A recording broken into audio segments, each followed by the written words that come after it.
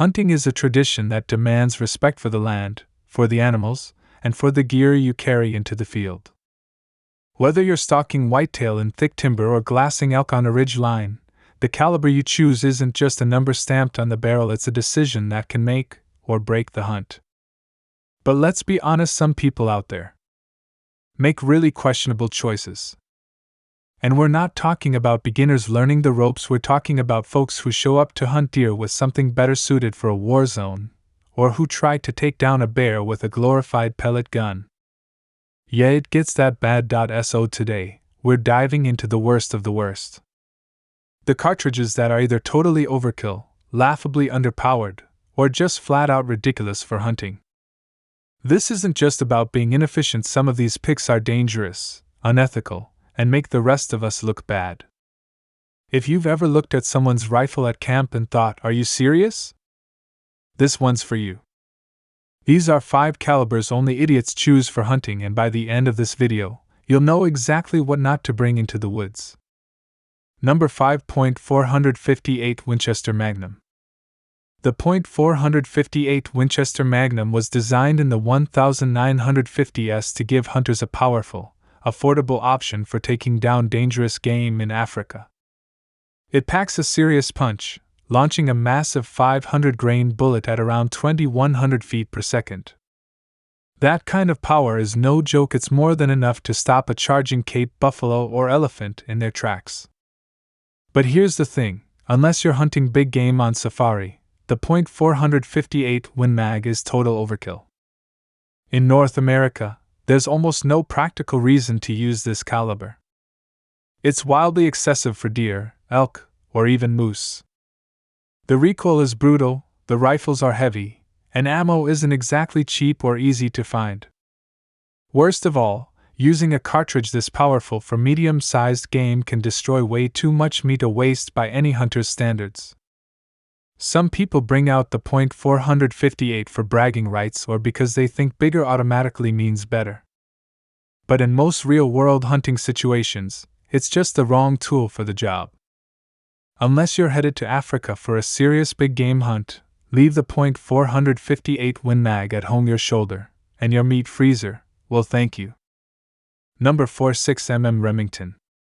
The 6mm Remington is one of those cartridges that had a lot of potential on paper but never quite took off like it should have. Originally introduced in the 1950s as a flat-shooting, high-velocity round for varmint and medium game hunting, it was capable of firing a 100-grain bullet at speeds over 3,100 feet per second. Sounds great, right? Well, not so fast. The biggest issue with the 6mm Remington wasn't performance, it was poor timing and marketing.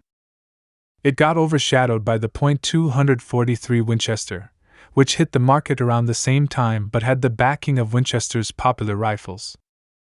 As a result, the .243 became the go-to choice for young hunters, while the 6mm Remington faded into the background. Beyond popularity, there are some real-world drawbacks. Ammo is hard to find and expensive compared to more mainstream calibers. Barrel twist rates on early rifles weren't ideal for heavier bullets, which limited performance on larger game. And if you're not a reloader, good luck finding a box of 6mm Remington at your local sporting goods store. Number 3. .444 Marlin.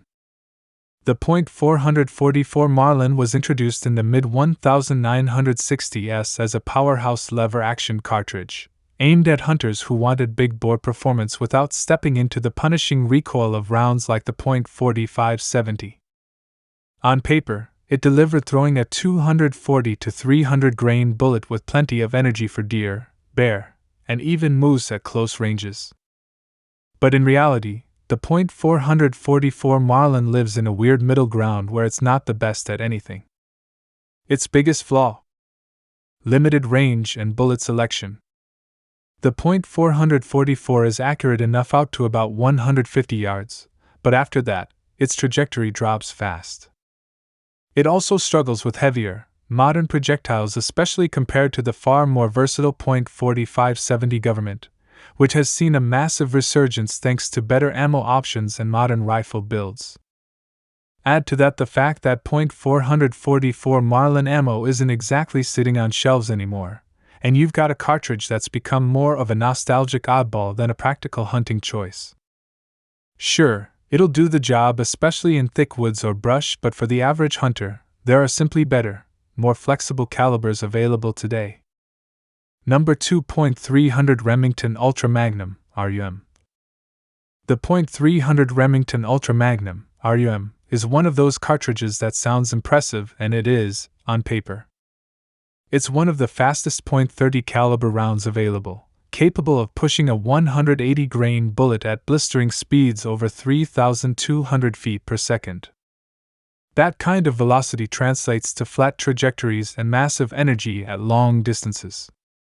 But here's the catch: the .300 RUM is a classic case of too much gun for most hunters. For starters, the recoil is downright brutal. It's not just uncomfortable, it can be hard to shoot accurately unless you're extremely experienced or shooting from a bench. Then there's the cost and availability of ammo.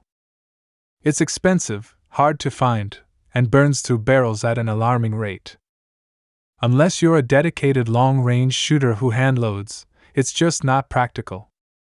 Most game in North America, whitetails, elk, even moose, can be taken cleanly with far more manageable calibers like the .308 or .36.